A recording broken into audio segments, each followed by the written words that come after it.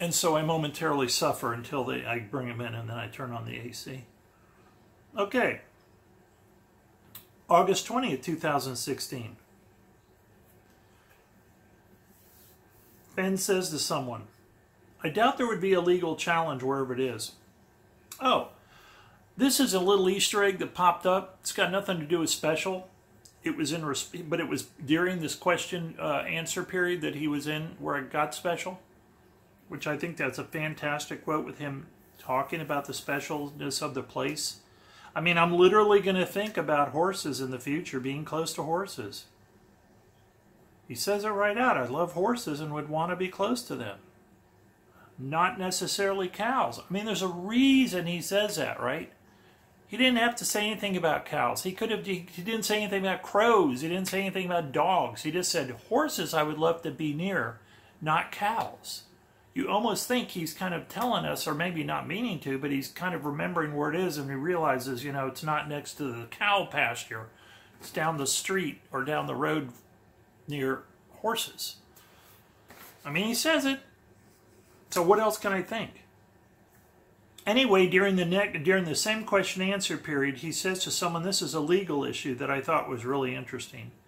I doubt that there would be a legal challenge wherever it is, as long as the poem is not messed with. Mess with the poem at one's own peril. The poem does not require any laws to be violated. If a solve involves any violations of person, place, property, it is most likely incorrect. I also doubt that there is any legal challenge regarding the gold itself as long as the poem is not messed with. I think that don't mess with the poem is not just a clue, but is more importantly a warning. Follow the poem and there should be no legal or tax problems. When I first read this, I wasn't even sure how to take that because, I mean, I understand how to take it. I shouldn't say that. But when he says, follow the poem and there should be no legal or tax problems. All I can think of, if I follow the poem incorrectly or mess with the poem as he says, I won't find the treasure, right? So I'm kind of going, well, you wouldn't find the treasure anyway if you, quote, messed with the poem because you wouldn't get to the location.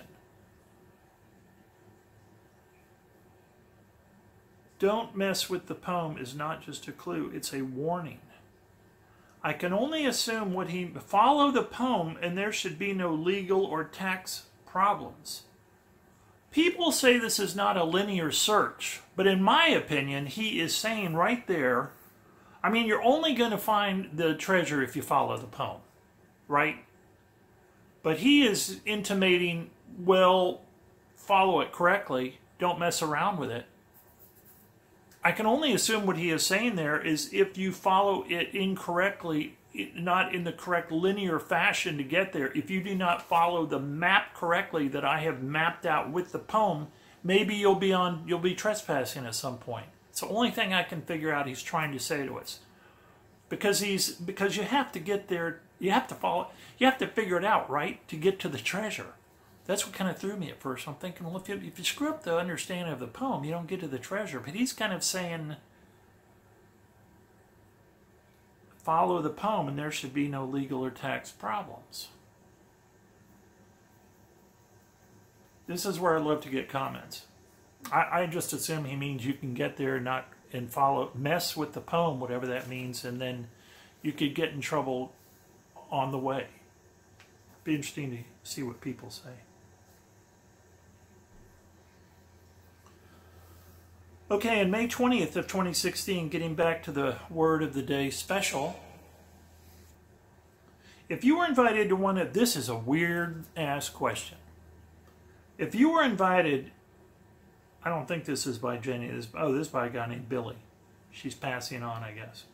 If you were invited to one of the legendary costume parties thrown at El Delirio, the shared estate of Martha Root White and Amelia Elizabeth White in Santa Fe, in the early 20th century, the 1900s, what characters or creations would you and Peggy show up as? Fenn says, Billy, when I was asked that question many years ago about going to a masquerade party, I said I'd wear my best clothes and go as a bum. That's what I'm talking about when I say he reminds me of Abraham Lincoln.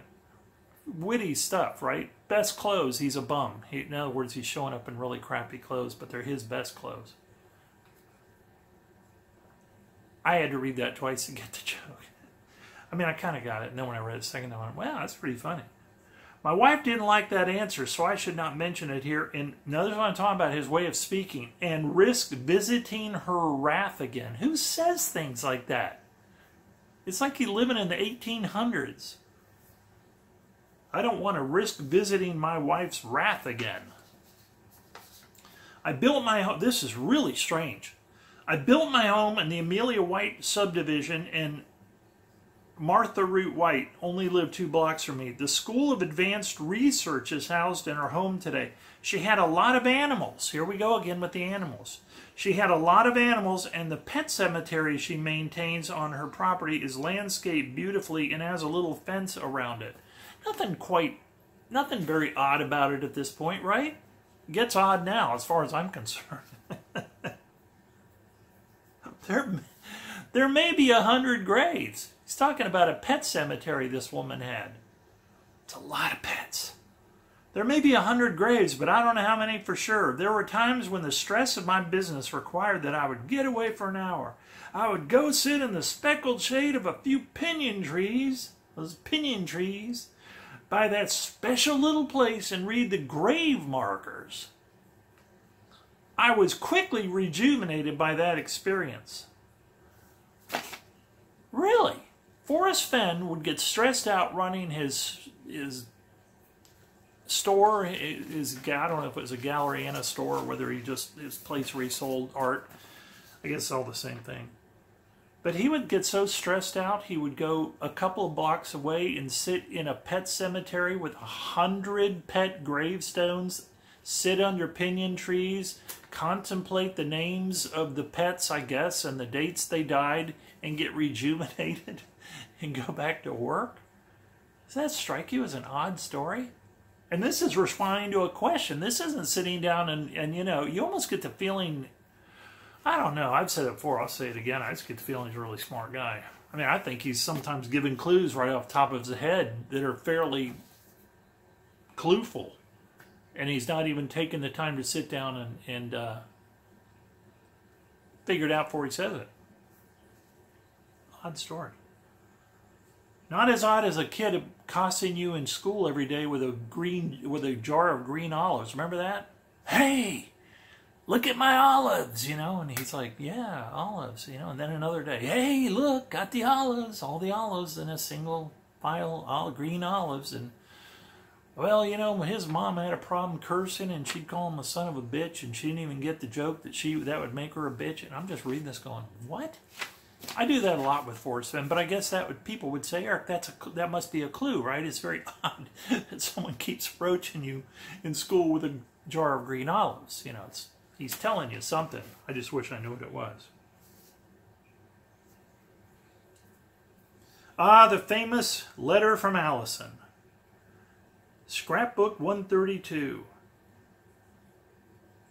This is on Dale's blog.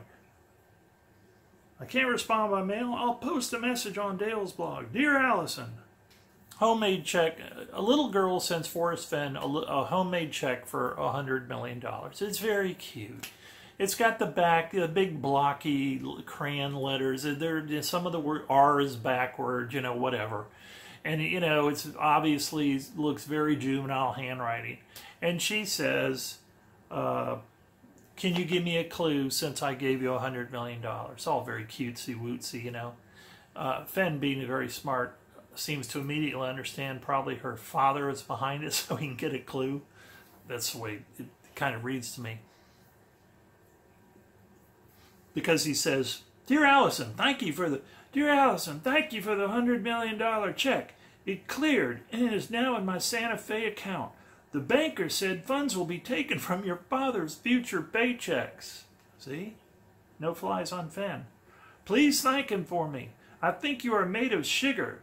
Send me your address so I can give you some bubble gum. Whoa. Whoa. Different times those were.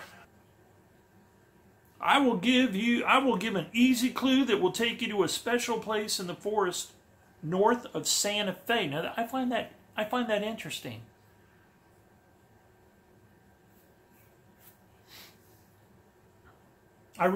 She's asking for a clue to the treasure, and his response is, I'll give you an easy clue that will take you to a special place in the forest north of Santa Fe. Now, forest could be in Montana. I understand that, but just the first time I heard that, I went, wow, it almost makes it sound like it's right there.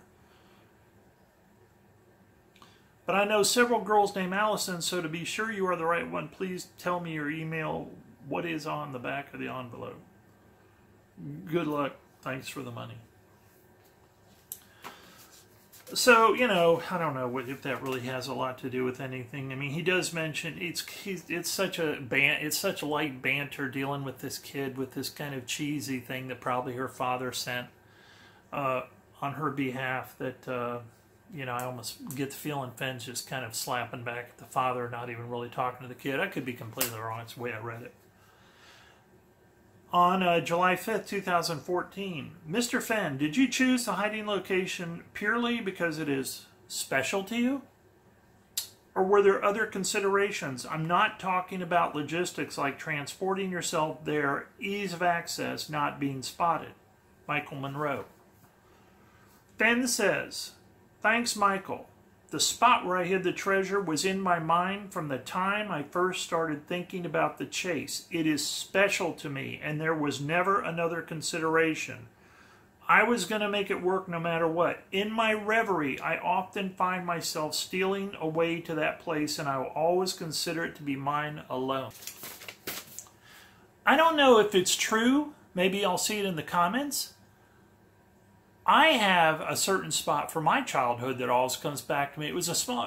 We lived in Fort Knox, Kentucky. There was this playground out back through the pine trees, and there was this kind of shallow swimming pool that was perfect for kids. Because if you're 7-year-old, I was 7 at the time. If I would sit down in the water, it would come up to about my chest. A little kid. It was very shallow water. And there was a fountain in there, and the fountain kind of created this dome, and if you went into this kind of cascading dome curtain of water that went around, you were kind of inside this, like a little water igloo or something. I don't know how to explain it, but you get the idea that the water's coming around all around you. I think of that often, well, not often, but all of my life I've remembered sitting in there,